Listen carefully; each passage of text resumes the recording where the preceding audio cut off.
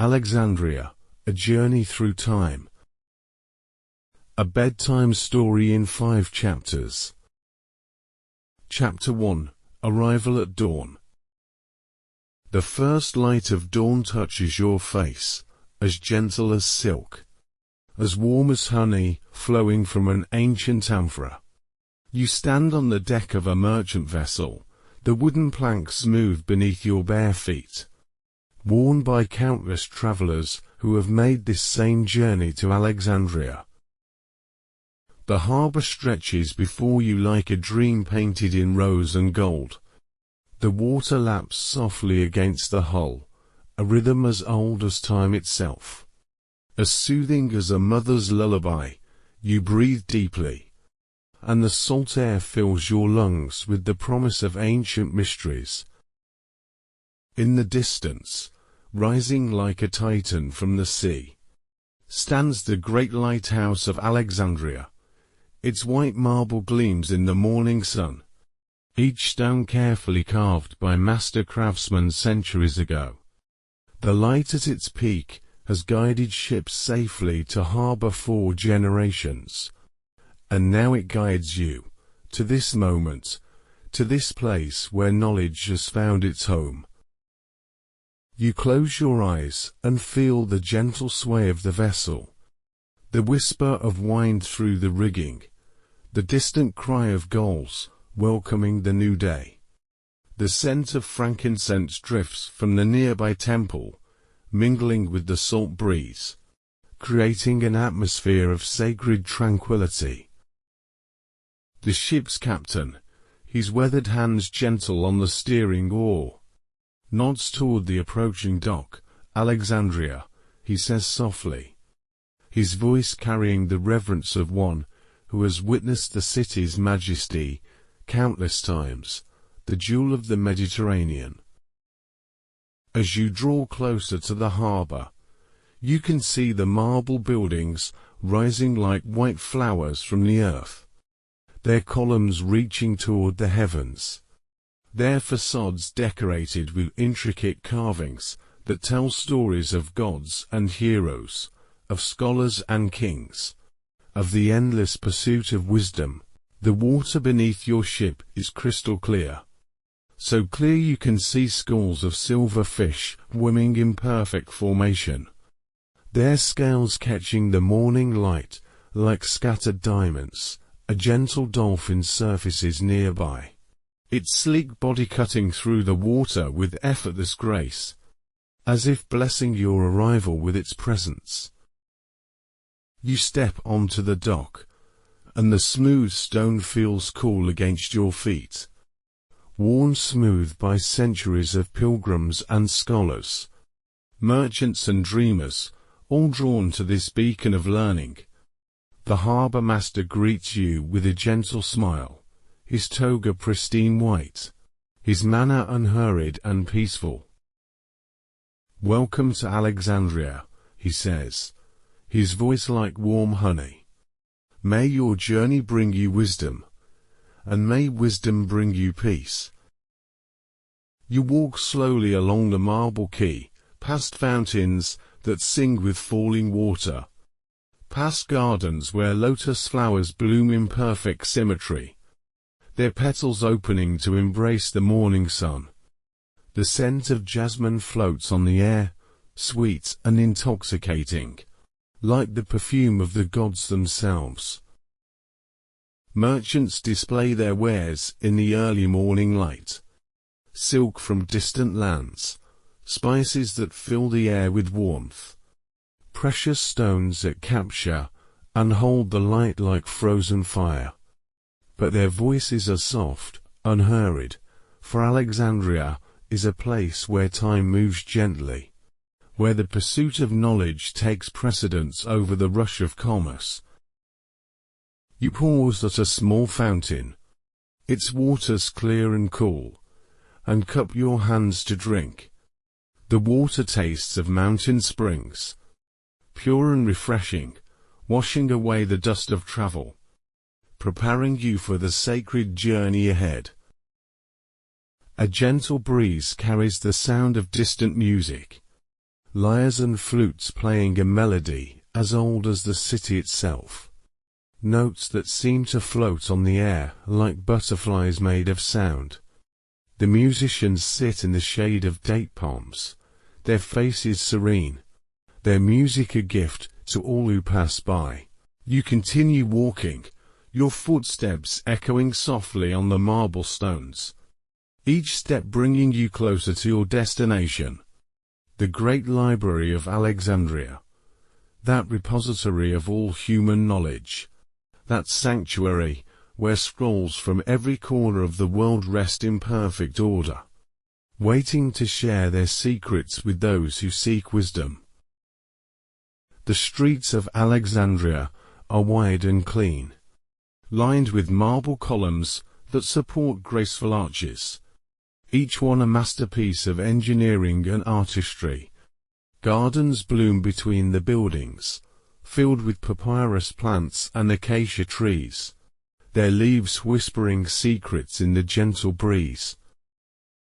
You pass the Temple of Serapis, its massive doors carved with scenes of learning and enlightenment, its steps worn smooth by the feet of countless pilgrims. The priests inside chant softly, their voices blending in harmonious reverence, creating a sound that seems to resonate in your very bones.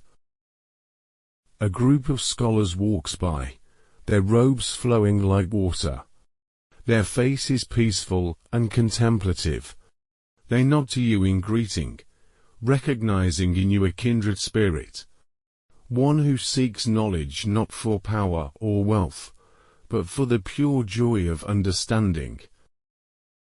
The sun climbs higher, casting long shadows between the buildings, creating patterns of light and shade that dance across the marble surfaces.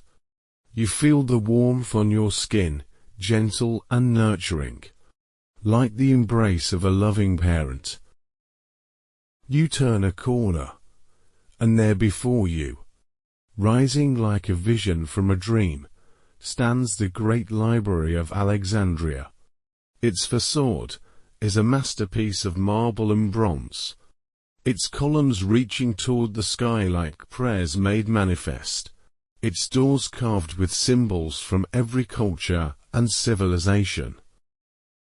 The entrance is guarded by statues of the 9 muses, each one perfectly crafted, their faces serene and wise, their stone eyes seeming to follow you with benevolent interest.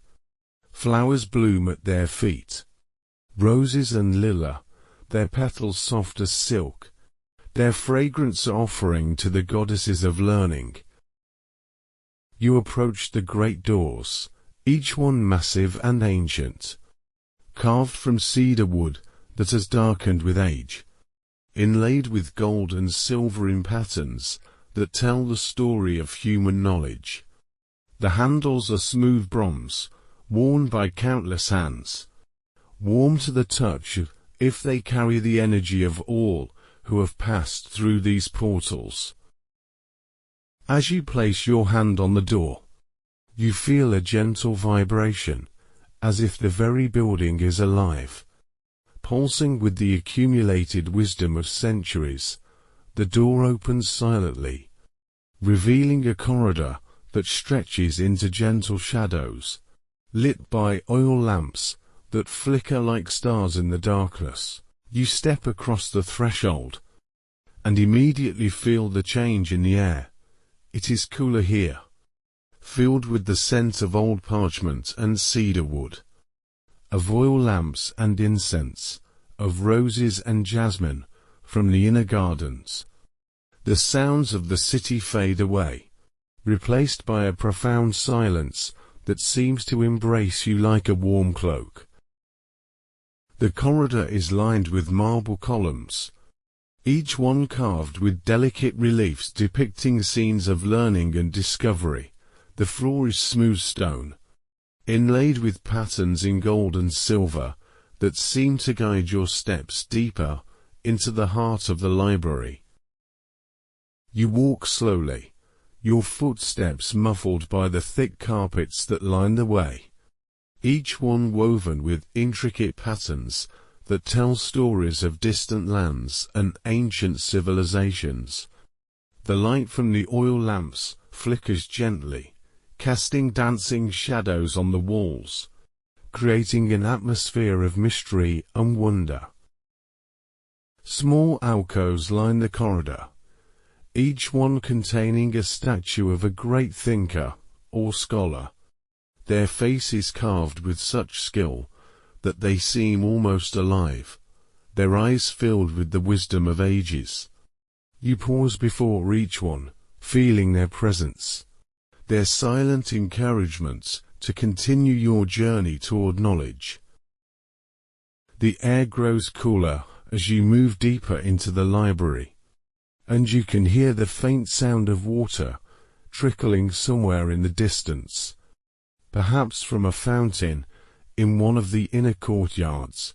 The scent of jasmine grows stronger, mixed with the earthy smell of old books and the sweet fragrance of cedar wood.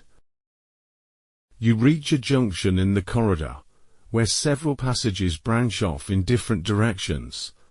Each one is marked with symbols carved in gold, hieroglyphs and Greek letters, Sanskrit characters and Latin words, representing the many languages and cultures that have contributed to this great repository of knowledge. A gentle hand touches your shoulder, and you turn to see a librarian, an elderly man with kind eyes and a warm smile. His robes are simple but elegant, dyed in deep blue like the midnight sky. His beard white as fresh snow, his manner peaceful and welcoming. "Welcome to the great library," he says, his voice soft as silk. "I am Apollodorus, keeper of the scrolls, guardian of the wisdom of ages. You have traveled far to reach us, and your journey has just begun." He gestures toward one of the passages, where soft light glows invitingly. "Come," he says. "Let me show you the wonders that await, the treasures that have been gathered from every corner of the world, the knowledge that has been preserved for those who seek truth." You follow him, your heart filled with anticipation, your mind open to the wonders that lie ahead. The passage he leads you down is lined with beautiful frescoes, painted in colors that seem to glow with their own inner light, depicting scenes of scholarship and discovery, of scribes and philosophers, of the eternal human quest for understanding. The sound of your footsteps blends with the gentle whisper of air moving through the corridors, creating a rhythm that seems to match the beating of your heart. You feel completely at peace, as if you have found a place where you truly belong, where your soul can rest and your mind can expand. As you walk, you notice small details that speak to the care and reverence with which this place has been maintained. The oil lamps burn with steady flames, their light never wavering, their bases polished to mirror brightness. The walls are adorned with fresh flowers, roses and jasmine, their petals scattered on the floor like offerings to the gods of wisdom. You pass doorways that lead to other chambers, each one filled with the soft glow of candlelight, the whisper of turning pages, the gentle scratching of stylus on wax. This is a place of living knowledge, where scholars work quietly, where wisdom is not just stored, but actively pursued. The librarian walks beside you, his presence comforting and reassuring. The library contains over 700,000 scrolls, he says, his voice barely above a whisper. Works from every land, every culture, every tradition of learning. Here you will find the wisdom of Egypt, the philosophy of Greece, the poetry of Persia, the mathematics of India, all preserved for future generations. You can feel the weight of that knowledge, the accumulated wisdom of centuries, pressing gently against your consciousness. It is not overwhelming, but rather comforting, like being embraced by the collective memory of humanity. The passage opens into a vast hall, its ceiling disappearing into shadows far above, its walls lined with countless scrolls arranged in perfect order.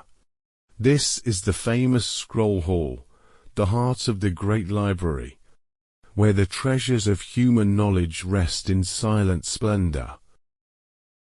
Welcome, says Apollodorus, to the repository of all that humanity has learned, and the gateway to all that it may yet discover. Chapter 2. The Scroll Hall. You step into the scroll hall, and time seems to pause, as if the very air is holding its breath in reverence. The vastness of the space envelops you like a gentle embrace. The ceiling so high it disappears into soft shadows, supported by countless columns of rose-colored marble that seem to glow with their own inner light. The silence here is profound, not empty, but full, pregnant with the whispered secrets of centuries. You can almost hear the thoughts of the great minds who have walked these halls before you. Euclid calculating the perfect proportions of geometry, Eratosthenes measuring the circumference of the earth, Archimedes discovering the principles that govern the physical world.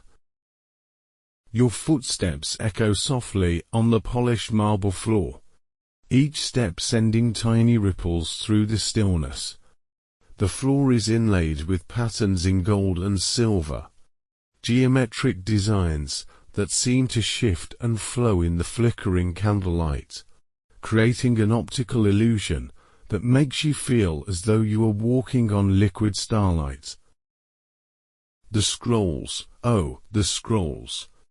They line the walls from floor to ceiling, thousands upon thousands of them, each one nestled in its own perfect niche, each one a gateway to knowledge and wonder.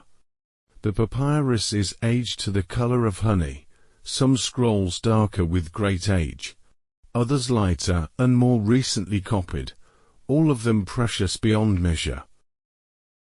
You approach the nearest shelf, and the scent of ancient paper fills your nostrils, mixed with the warm fragrance of cedar oil that has been used to preserve the scrolls for centuries. The wood of the shells is smooth and dark, polished by generations of careful hands, each piece selected for its beauty and its ability to protect the precious contents within. A gentle breeze moves through the hall, so soft you barely notice it at first, carrying with it the scent of jasmine from the hidden gardens, the warm smell of beeswax from the candles, the faint trace of frankincense from the nearby temple. It is as if the very air is perfumed with wisdom. Apollodorus moves beside you, his robes rustling like autumn leaves, his presence comforting and reassuring. Each scroll tells a story, he says, his voice barely above a whisper, as if speaking too loudly might disturb the slumbering wisdom. Not just a story written upon its surface, but the story of its journey here, the hands that created it, the minds that shaped its contents. You reach out tentatively, your fingers almost touching a scroll whose edge bears the seal of a long-dead pharaoh. The papyrus feels warm, as if it still holds the heat of the Egyptian sun under which it was created. You can imagine the scribe who wrote it, sitting in the shade of a palm tree, his reed pen moving carefully across the surface, recording knowledge that would outlive empires. That one, says Apollodorus, following your gaze, contains the mathematical principles discovered by the temple priests of Memphis, calculations that enabled them to build the Great Pyramids, to align them perfectly with the stars, to create monuments that would stand for eternity. You move deeper into the hall, past sections devoted to different fields of knowledge. Here are the medical texts, scrolls that describe the workings of the human body, the properties of healing herbs, the techniques of surgery that seem miraculous in their precision. There are the astronomical works, star charts and calculations, observations of the movements of planets and comets, the accumulated wisdom of countless nights spent studying the heavens. The candlelight flickers gently, casting dancing shadows that seem to bring the scrolls to life. You can almost see the knowledge flowing from one section to another, connecting and cross-referencing, creating a vast web of understanding that spans all of human learning.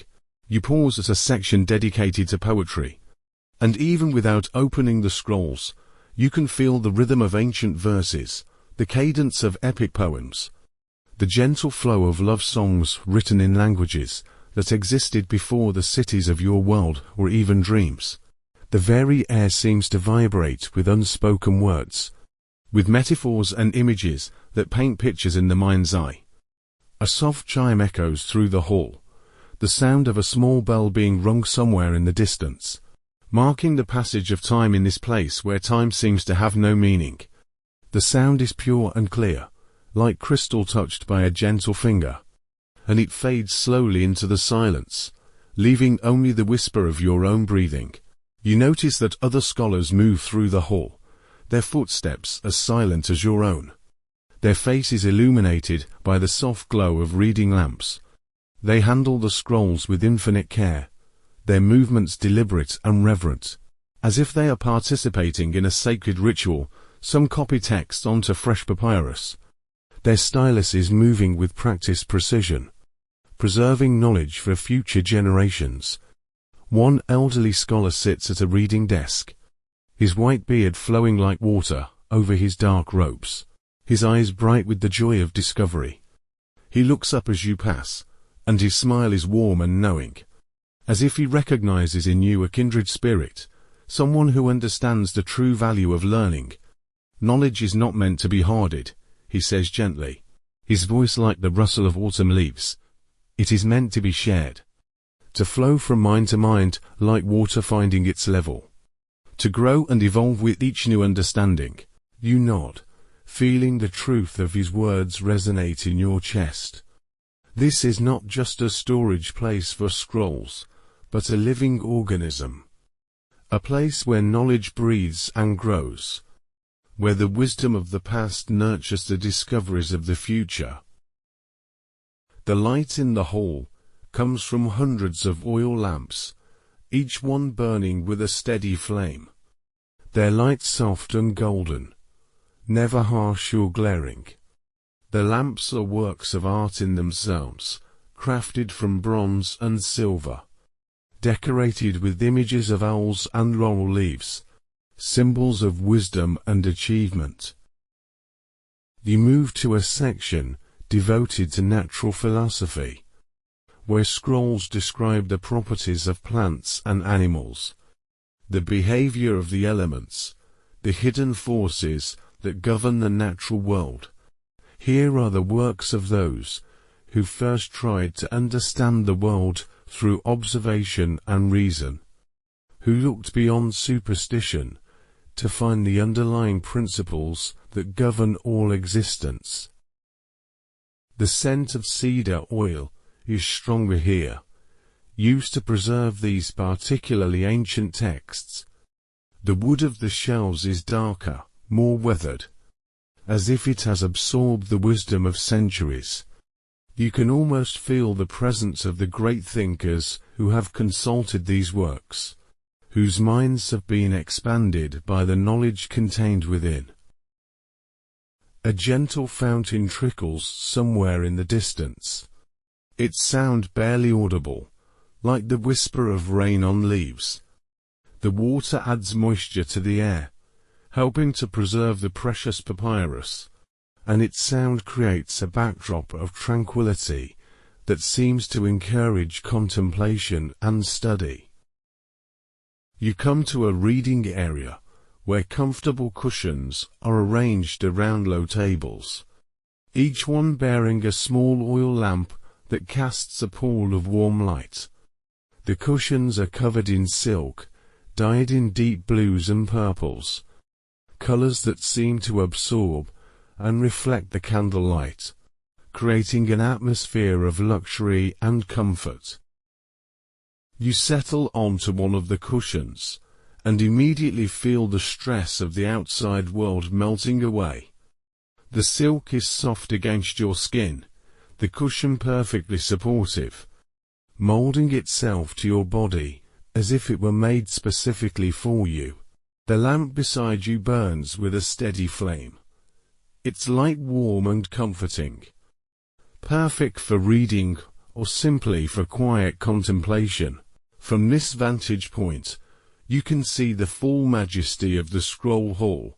The columns stretch up into the darkness like the trunks of mighty trees, their capitals carved with leaves and flowers that seem to move in the flickering light. The scrolls line the walls in perfect order, their arrangement a testament to the organizational genius of generations of librarians. The silence is broken only by the gentle sounds of scholarship, the soft rustle of papyrus, the scratch of stylus on wax, the barely audible whisper of lips moving as someone reads silently. These are the sounds of knowledge being absorbed, of wisdom being passed from one mind to another, of the eternal human quest for understanding. You close your eyes and let the atmosphere of the place wash over you. You can feel the presence of all the great minds who have worked here, their thoughts and discoveries adding to the intellectual atmosphere of the place. It is as if their wisdom has soaked into the very stones, making the library itself a repository of knowledge. The scent of jasmine drifts through the air, stronger now, as if the flowers are blooming more fully as the day progresses. It mingles with the smell of old parchment and cedar oil, creating a fragrance that is uniquely that of the great library, a scent that scholars from around the world would recognize instantly. You open your eyes and notice that the light in the hall has shifted slightly, becoming softer and more golden, as if the very air is responding to the peaceful atmosphere.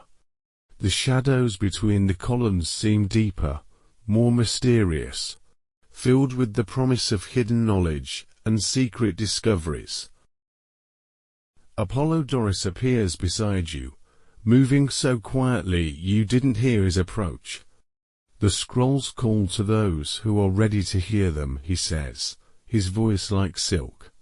Each person finds what they need, when they need it. The library has a way of revealing its secrets to those who approach with an open heart and a humble mind. You feel the truth of his words, sensing that this place holds not just information, but wisdom. Not just facts, but understanding.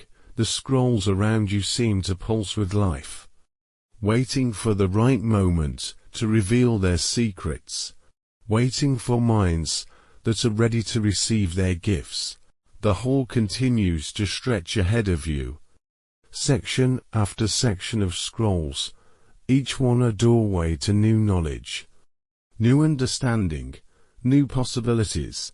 You realize that you could spend lifetimes here, and still only scratch the surface of what is available, still only begin to understand the full scope of human achievement and wisdom.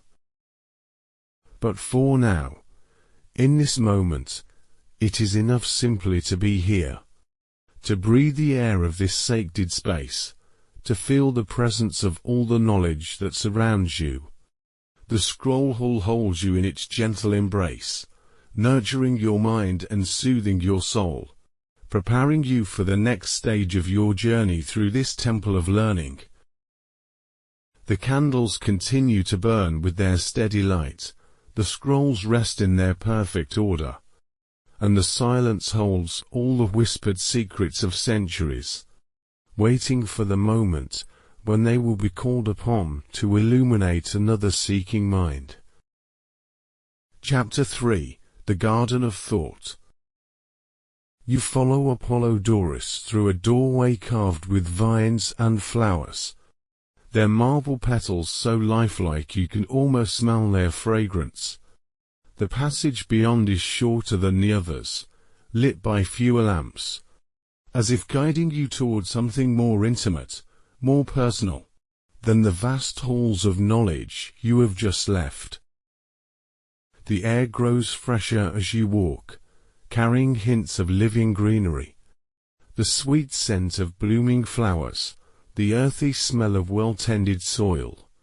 You can hear the gentle splash of water ahead, the rustle of leaves in a soft breeze, the distant trill of a nightingale welcoming the approaching evening.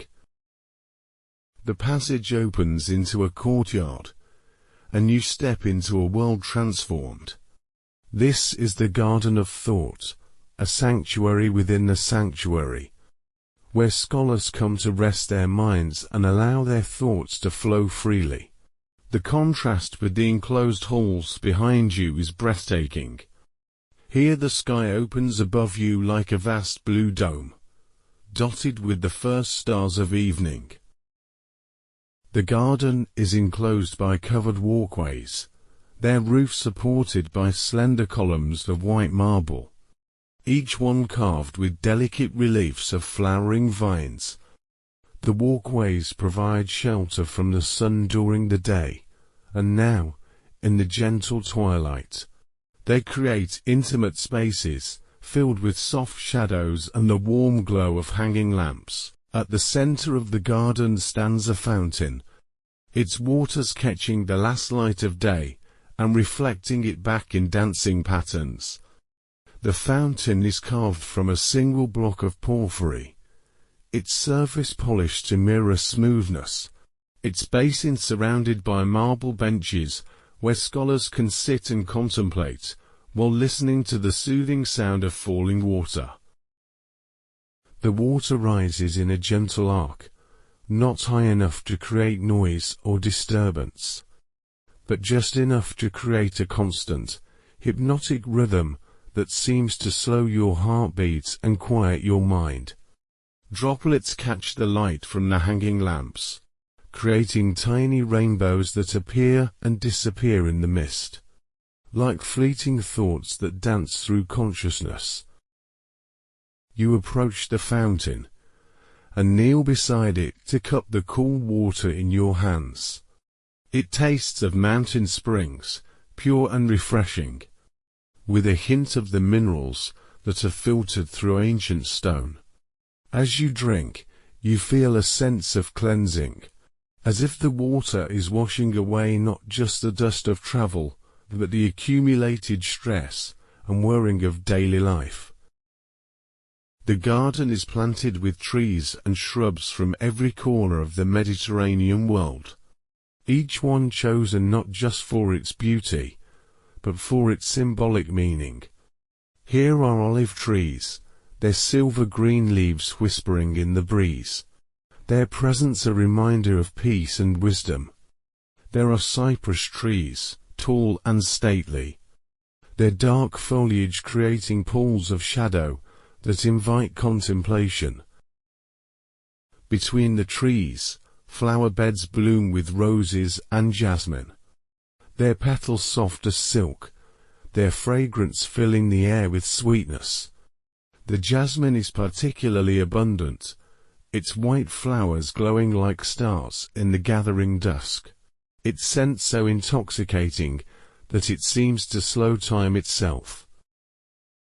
You walk slowly along the paths, each one paved with smooth stones that feel warm beneath your feet, still holding the heat of the day's sun. The paths wind between the plantings in gentle curves, never straight or hurried, encouraging a leisurely pace that allows for reflection and inner quiet.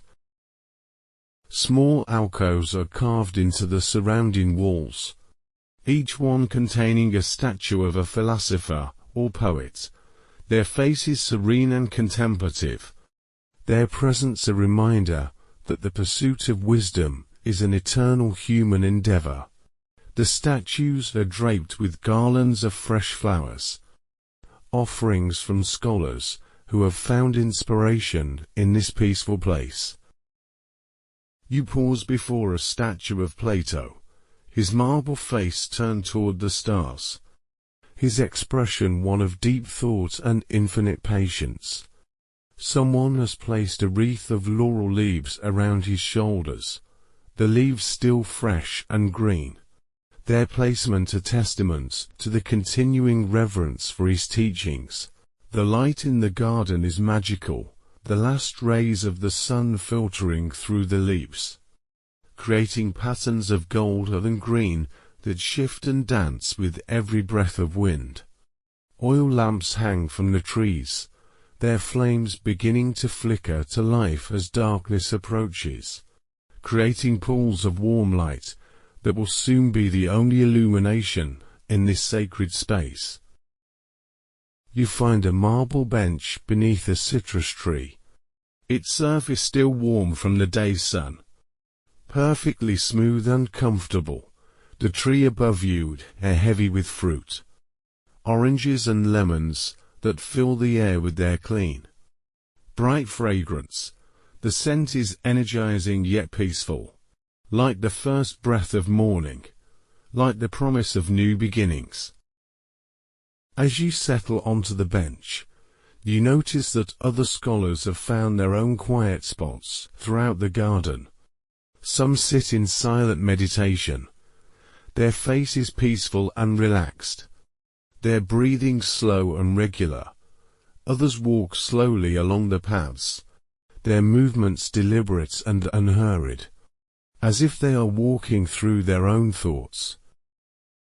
The sound of the fountain creates a constant, soothing backdrop, its rhythm so regular it becomes almost hypnotic. You find your own breathing beginning to match its cadence, slow and steady, each breath bringing you deeper into a state of peaceful contemplation. A gentle breeze moves through the garden, carrying the scent of jasmine and roses, of citrus blossoms and herbs, of earth and water and growing things. It touches your face like a blessing, cooling your skin and calming your spirit, reminding you that you are part of something larger than yourself. The stars begin to appear overhead, first one, then another. Then suddenly the entire sky is filled with their gentle light. In this place, far from the noise and chaos of the world, the stars seem closer, more present, as if they are ancient friends returning to greet you after a long absence. You lean back against the bench and let your gaze drift upward, following the constellations as they wheel slowly across the sky. The scholars of Alexandria have studied these stars for centuries, mapping their movements, calculating their positions, finding in their eternal dance a reflection of the order and beauty that underlies all existence. The Great Bear rotates slowly around the pole star, its familiar pattern a comfort in the vast darkness. Orion rises in the east, his belt of 3 stars perfectly aligned, his shoulders and feet marked by stars of brilliant blue and red.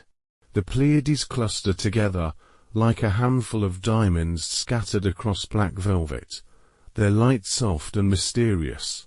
As you watch, you begin to understand why the ancients found in the stars a source of wisdom and guidance. Their movements are predictable yet ever-changing, their light constant yet infinitely variable, their presence both distant and immediate. They are a reminder that there are rhythms and patterns larger than human understanding. yet accessible to those who take the time to observe and learn. The night air grows cooler, and you wrap your cloak more closely around your shoulders. The fabric is soft wool, dyed a deep blue that seems to absorb the starlight, and it holds the warmth of your body like a gentle embrace. The coolness is not uncomfortable, but rather refreshing, like the first taste of water after a long thirst. A nightingale begins to sing somewhere at the depths of the garden, its voice pure and clear, its melody weaving through the air like visible music. The song is complex and beautiful, full of trills and variations that seem to express joy and longing and perfect contentment all at once. Other night sounds begin to emerge. The gentle rustle of leaves, the distant hoot of an owl, the soft splash of water from the fountain. These sounds do not disturb the peace of the garden, but rather add to it, creating a symphony of natural music that seems to arise from the very essence of the place. You close your eyes, and let the sounds wash over you, each one distinct yet part of a greater whole. The fountain's rhythm, the nightingale's song, the whisper of wind through leaves, all combine to create a music that speaks directly to the soul, that bypasses the rational mind and touches something deeper and more fundamental. The scent of jasmine grows stronger as the night progresses, as if the flowers are releasing their fragrance more fully in the darkness.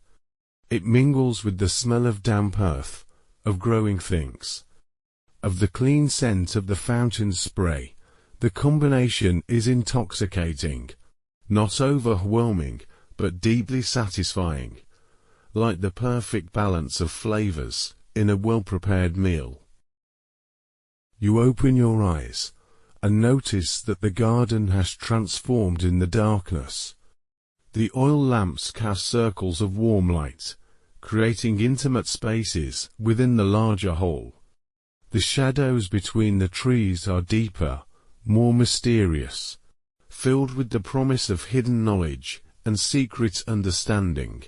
A scholar walks past, his footsteps silent on the stone path, his face serene and contemplative. He nods to you in greeting, his eyes bright with the joy of one who has found what he was seeking. He continues on his way, disappearing into the shadows between the trees, like a figure from a dream. The water in the fountain continues to fall, its sound now blending with the night music of the garden, creating a rhythm that seems to match the beating of your heart. You feel your pulse slowing, your breathing deepening, your mind settling into a state of profound peace. The stars wheel overhead, their light gentle and constant, their presence a reminder that you are part of something vast and eternal. The garden holds you in its embrace, nurturing your spirit as the library has nourished your mind, preparing you for the next stage of your journey through this temple of learning.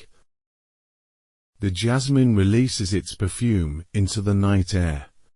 The fountain sings its eternal song, and the stars continue their ancient dance, all combining to create a moment of perfect peace. A pause in the flow of time, a breath of eternity in the garden of thought.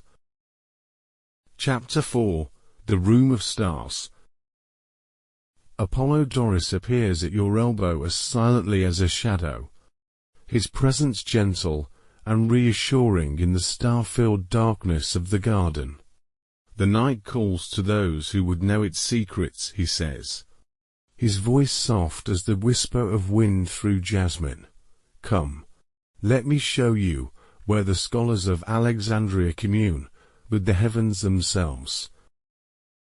He leads you from the garden through another passage, this one carved with images of celestial bodies, Suns and moons and stars arranged in patterns that seem to move and shift in the flickering lamplight. The corridor slopes gently upward, each step taking you higher into the heart of the library complex, toward a place where earth and sky meet in perfect harmony. The air grows cooler as you climb, carrying with it the scent of cedar and myrrh, of old bronze and polished stone.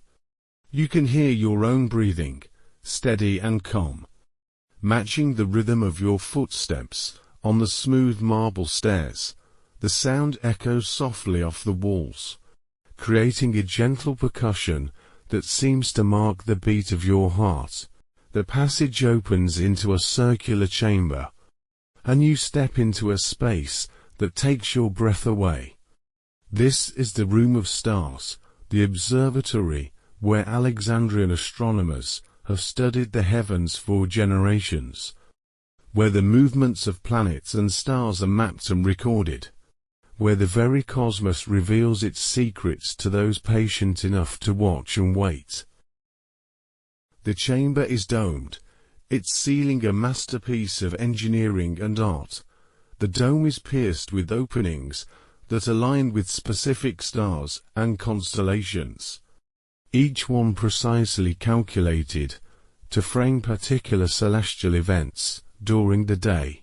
Shafts of sunlight enter through these openings, creating a sundial of moving light that marks the passage of hours. Now, in the darkness, the openings frame the stars themselves, bringing the night sky down into the chamber. The floor is inlaid with a map of the known world, continents and seas rendered in precious stones and metals, each location marked with astronomical symbols that show how the stars appear from that particular place. You can see Egypt rendered in gold and lapis lazuli, Greece in silver and marble, distant lands in copper and bronze, all connected by lines that show the paths of trading ships and the routes of scholar explorers. Around the walls stand instruments of bronze and iron, devices so precisely crafted they seem to capture starlight and hold it like liquid gold. There are astrolabes, their circular faces marked with the positions of stars and planets, their pointers moving with mechanical precision as they track the movements of celestial bodies. There are armillary spheres, their nested rings rotating slowly, each one representing a different aspect of the heavens. You approach one of the instruments, a large bronze disc mounted on a stand that allows it to be rotated and tilted. Its surface is covered with intricate engravings, star maps and calculations, the accumulated observations of generations of astronomers.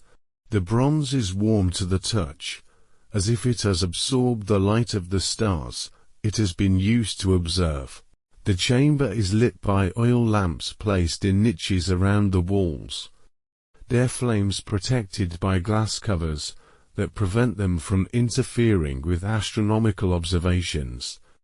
The light they provide is soft and golden, just enough to see by, not enough to compete with the starlight streaming through the openings in the dome.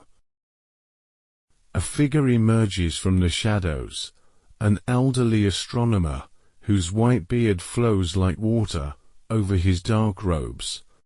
His eyes are bright with the accumulated wisdom of decades spent studying the heavens, his movements precise and deliberate, like those of a man who has learned to work with infinite patience and care. "Welcome to the Room of Stars," he says, his voice carrying the reverence of one who has spent his life in communion with the cosmos. "I am Aristilis, keeper of the celestial observations, mapper of the movements of planets and stars. Here we study the great dance of the heavens, the eternal rhythm that governs all existence." He gestures to one of the openings in the dome. where a particularly bright star shines through. Sirius, he says. The dog star, brightest of all the fixed stars. Its rising marks the flooding of the Nile, the beginning of the new year, the renewal of life in Egypt. The ancients called it the tear of Isis, for it weeps with joy at the return of fertility to the land. You look up through the opening, and see the star blazing like a diamond against the velvet darkness. Its light seems to pulse with life, as if it carries within it the heartbeat of the universe itself. The sight fills you with wonder, with a sense of your own place in the vast cosmic dance, with the knowledge that you are both infinitely small and infinitely precious. Aristillus moves to another instrument, a complex device of gears and wheels that tracks the movements of the planets. This is our mechanical cosmos, he explains, his fingers tracing the intricate mechanisms. Each gear represents a celestial body, each movement calculated to match the actual motions of the heavens. Watch. He adjusts a small lever, and the device begins to move, gears turning with silent precision, small bronze spheres representing the planets moving in their eternal orbits around a central golden sun. The motion is hypnotic, beautiful, like watching the actual cosmos in miniature. Mars, he says, pointing to a small red sphere, takes nearly 2 years to complete its journey around the Sun. Venus, there, races through her cycle in just over 7 months, and Jupiter, the great wanderer, requires nearly 12 years to complete his stately procession through the zodiac. You watch the planets in their dance, each one following its own path, yet all connected in the great symphony of motion that governs the solar system. The bronze spheres catch the lamplight, glowing like tiny suns, their movements creating patterns of light and shadow that seem to echo the actual movements of the celestial bodies they represent. The air in the chamber is perfectly still, as if the very atmosphere is holding its breath in reverence for the cosmic mysteries being revealed. You can hear the faint tick of the mechanical device, the gentle whisper of your own breathing, the distant sound of the fountain in the garden below, all blending into a rhythm that seems to match the pulse of the universe itself. Aristillus leads you to another section of the chamber, where star charts are spread across a large table. The charts are works of art, drawn on the finest papyrus, their constellations rendered in gold and silver, their star positions marked with precision that speaks of centuries of careful observation. Each night we observe, he says, his voice filled with quiet passion. Each night we record the positions of the stars, the movements of the planets, the appearance of comets and meteors. This knowledge, accumulated over generations, allows us to predict eclipses, to calculate the length of the year, to understand the great cycles that govern all existence. You lean over the charts and see the familiar patterns of the constellations, but rendered with a precision and beauty that makes them seem alive. The Great Bear, Orion, the Swan, all drawn with such skill that they seem to move across the papyrus, their star patterns telling stories of gods and heroes, of love and loss, of the eternal human quest to find meaning in the vastness of space. The opening in the dome, directly above the table, frames a perfect view of the constellation Draco, the dragon, its stars forming a sinuous line that seems to ride slowly across the sky. The dragon's eye, the star Thuban, once served as the pole star for the ancient Egyptians, the fixed point around which all the other stars appear to rotate. The stars are not truly fixed, Aristoteles explains. Following your gaze, they move in great cycles, so vast that human lifetimes are but moments in their duration. The pole star changes, the constellations shift, the very heavens themselves participate in the great dance of time. You feel a profound sense of connection to the cosmos, an understanding that you are part of something far greater than yourself, yet at the same time intimately connected to every star and planet in the sky. The knowledge is both humbling and exhilarating, like standing on the shore of an infinite ocean and realizing that you are both a drop of water and the entire sea. Another astronomer works quietly at a desk in the corner, his stylus moving across a wax tablet as he records observations. His movements are precise and methodical, the motions of one who has learned to work with infinite patience and care. The scratch of his stylus creates a gentle rhythm, like the sound of rain on leaves, adding to the peaceful atmosphere of the chamber. You walk to one of the larger openings in the dome, where a section of the sky is perfectly framed. The Milky Way stretches across the opening, that river of stars that the ancients called the Path of Souls, its countless stars forming a luminous band that seems to connect Earth to heaven. The sight is breathtaking, thousands of stars so distant they appear as a soft glow, yet each one a sun in its own right, perhaps warming worlds of its own, perhaps providing light and life to civilizations beyond imagination. The scale is overwhelming, yet somehow comforting, a reminder that you are part of something vast and wonderful and eternal. A gentle breeze moves through the chamber, entering through the openings in the dome, carrying with it the coolness of the night air and the scent of jasmine from the garden below. The breeze is soft and caressing, like the touch of invisible hands, cooling your skin and calming your spirit. You settle onto a cushioned bench positioned to take advantage of one of the dome openings. The silk covering soft against your skin, the padding perfectly supportive.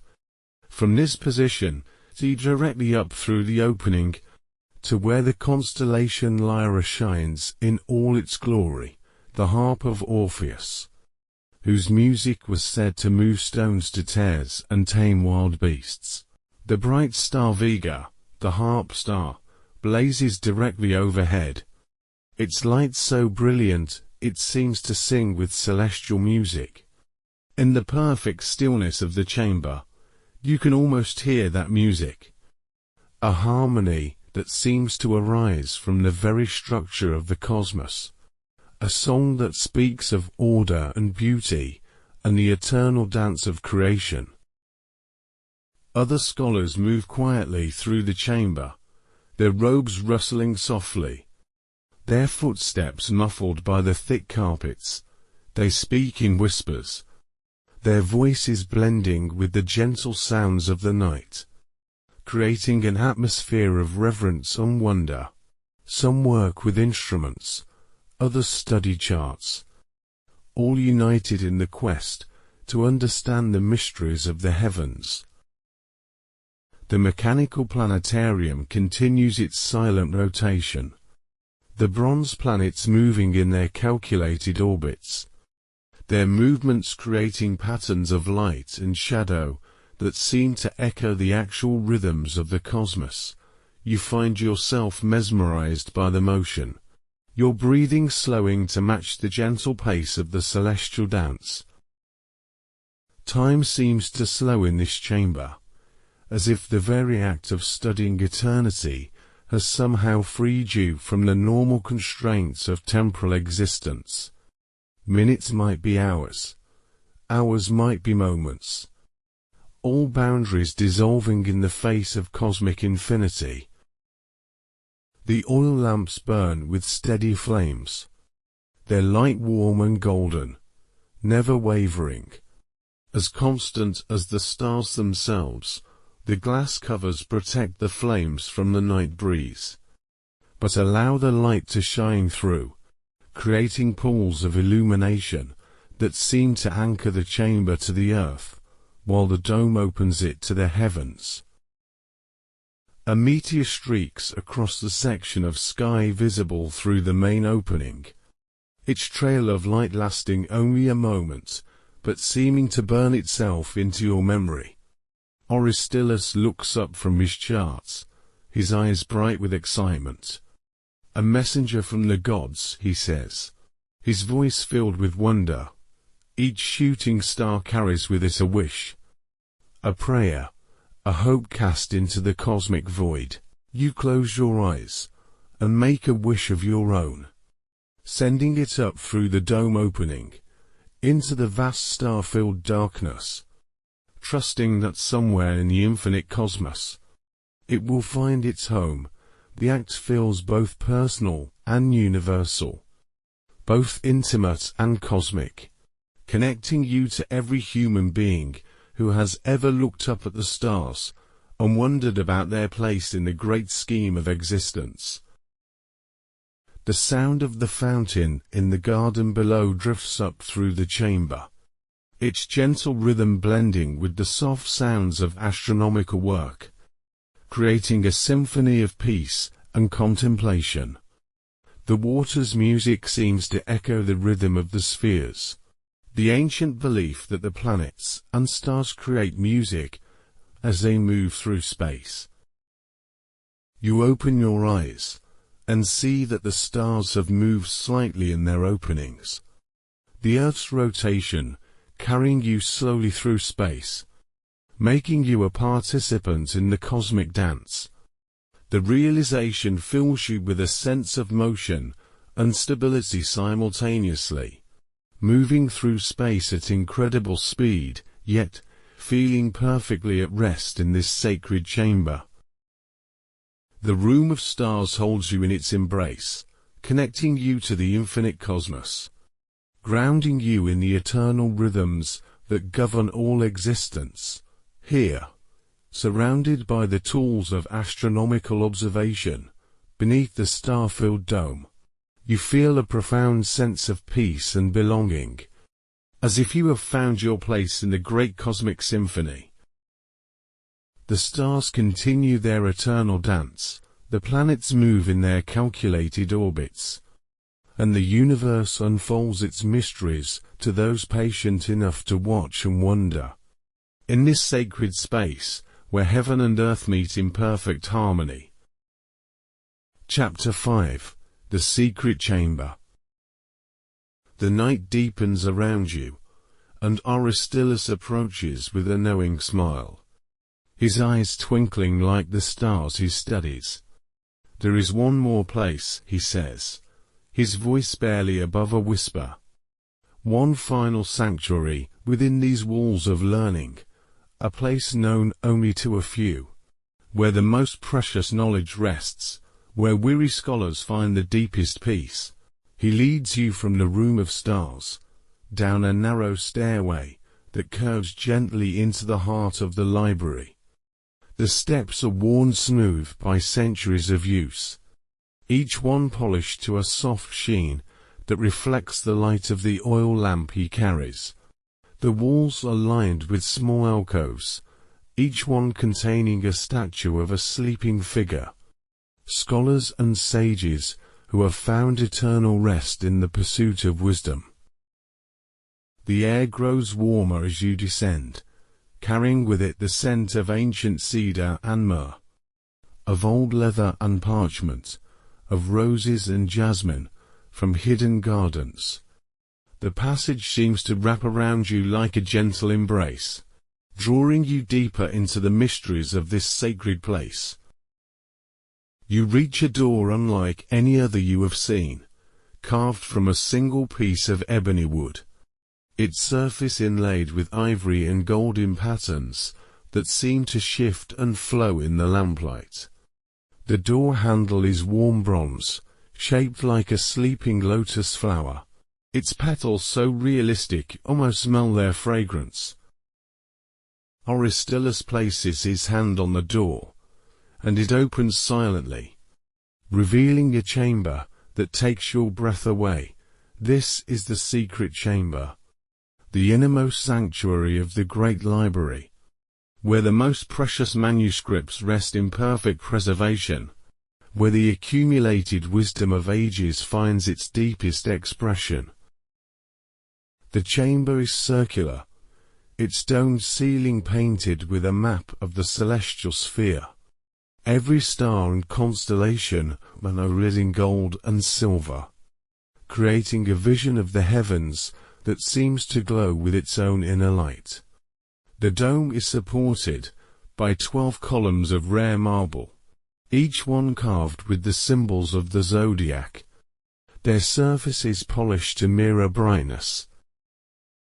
The walls are lined with shelves that reach from floor to ceiling, but these are not ordinary shelves. They are made from woods gathered from every corner of the known world. Cedar from Lebanon, ebony from Nubia, sandalwood from India, each piece chosen for its beauty and its ability to preserve the precious contents within. The manuscripts here are not mere scrolls, but treasures beyond price. They rest in cases of crystal and gold, their bindings crafted from the finest leather, their pages illuminated with miniatures that seem to glow with life. Some are written in languages so ancient they are known only to a few. Others contain knowledge so precious it has been guarded for centuries. You approach one of the cases and see within it a manuscript bound in white leather, its pages edged with gold, its text written in a script so beautiful it seems like prayer made visible. The case is sealed with wax, but through the crystal see the elegant letters, the graceful curves and lines that speak of a scribe who approached his work as a sacred calling. The lost dialogues of Plato, Aristillus whispers, his voice filled with reverence. Thought destroyed in the great fire, but preserved here in secret, waiting for the world to be ready for their wisdom once again. The light in the chamber comes from oil lamps placed in niches around the walls, their flames protected by crystal covers that cast rainbows across the painted dome. The light is soft and golden, warm and comforting, like the gentle glow of dawn breaking over a peaceful landscape. At the center of the chamber stands a reading couch, upholstered in silk the color of midnight, its surface covered with cushions that seem to invite rest and contemplation. The couch is positioned so that whoever lies upon it can gaze up at the painted dome, at the star map that encompasses all of creation, at the cosmic dance rendered in precious metals and jewels. You move toward the couch, drawn by its promise of comfort and peace. The silk is soft beneath your hands, cool and smooth, like touching liquid starlight. The cushions are filled with down from the sacred geese of Egypt, their softness perfect for supporting a weary body, their warmth perfect for nurturing a questing soul. Other treasures line the walls, manuscripts from every culture and civilization. The collected wisdom of humanity preserved in this secret sanctuary. Here are the mathematical texts of Babylon, their cuneiform characters pressed into clay tablets that have survived for millennia.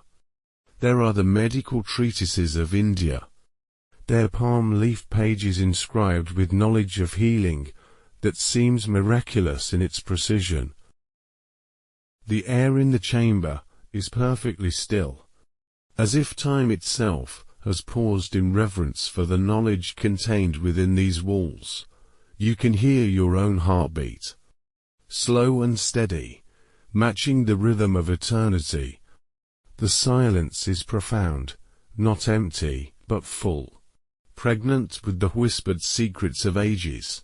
A small fountain trickles in one corner, its water falling into a basin carved from a single piece of onyx, its surface polished to mirror brightness. The sound is barely audible, like the whisper of rain on leaves, but it adds moisture to the air, helping to preserve the precious manuscripts, and its gentle music creates a backdrop of perfect tranquility. You settle onto the reading couch, and immediately feel the stress and tension of the world melting away. The silk molds itself to your body. The cushions support you with perfect comfort. The very air seems to embrace you with warmth and peace. From this position, you can see the entire chamber, the treasures of knowledge that surround you, the painted dome that encompasses all of creation, the star map above you in a masterpiece of art and science, each constellation rendered with precision that speaks of centuries of careful observation, each star positioned with mathematical accuracy that reflects the accumulated wisdom of generations of astronomers.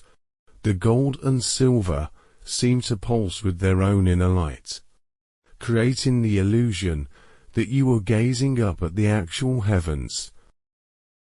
You close your eyes and let the atmosphere of the chamber wash over you. You can feel the presence of all the knowledge that surrounds you, the accumulated wisdom of every culture and civilization, the thoughts and discoveries of the greatest minds in human history. It is not overwhelming, but rather comforting, like being embraced by the collective memory of humanity. The scent of jasmine drifts through the air, stronger now, as if the flowers have bloomed more fully in response to the peaceful atmosphere. It mingles with the smell of old parchment and cedar wood, of leather and gold, of incense and myrrh, creating a fragrance that is uniquely that of this sacred place. A gentle breeze moves through the chamber, so soft you barely notice it, carrying with it the coolness of the night air and the warmth of the oil lamps. It touches your face like a blessing, cooling your skin and calming your spirit, reminding you that you are part of something larger than yourself. The painted dome above you seems to pulse with life, the stars and constellations moving in slow, hypnotic patterns that match the rhythm of your breathing. You feel yourself sinking deeper into the cushions, your body relaxing completely, your mind settling into a state of perfect peace. The manuscripts around you seem to whisper their secrets, not with words, but with presence, with the accumulated wisdom of ages made manifest in physical form. Each one is a doorway to knowledge, a window into the minds of those who came before, a bridge between past and future, between ignorance and understanding. You can hear the gentle scratch of stylus on wax somewhere in the distance, the sound of a scribe working through the night, preserving knowledge for future generations. The sound is rhythmic and soothing, like the heartbeat of the library itself, like the pulse of human learning made audible. The fountain continues its gentle music, its water falling with perfect regularity, creating a rhythm that seems to match the movement of the stars above. The sound blends with your breathing, with the beating of your heart, with the eternal rhythms that govern all existence. The oil lamps burn with steady flames, their light warm and golden, never wavering, as constant as the knowledge they illuminate. The crystal covers cast rainbows across the chamber, creating patterns of color that seem to dance in harmony with the painted stars above. You feel yourself drifting, your consciousness expanding to encompass the entire chamber, the entire library, the entire cosmos. You are simultaneously deeply grounded in this physical place and lifted up into realms of pure knowledge and understanding. The boundaries between self and cosmos begin to dissolve, replaced by a sense of unity with all existence. The silk beneath you feels like liquid starlight, supporting you not just physically but spiritually, carrying you gently toward the realm of dreams and deeper understanding. The cushions seem to embrace you like loving arms, holding you safe and secure, while your mind explores the infinite possibilities of knowledge and wisdom. Your breathing slows, your heartbeat matches the rhythm of eternity, and consciousness fades into dreams filled with starlight and ancient wisdom, with the scent of jasmine and the sound of falling water, with the profound peace that comes from finding your place in the great cosmic symphony. The secret chamber holds you in its arms, the great library encompasses you with its wisdom, and the cosmos itself cradles you in its infinite embrace. As you drift into the deepest, most peaceful sleep, surrounded by all the knowledge and beauty that humanity has ever created, in this sacred place where learning and dreams become one. The oil lamps continue to burn, the manuscripts rest in their crystal cases, the fountain sings its gentle song, and you sleep the sleep of the wise, the sleep of the peaceful, the sleep of those who have found their home in the infinite library of existence, where every question finds its answer, and every seeking soul finds its rest. End of story.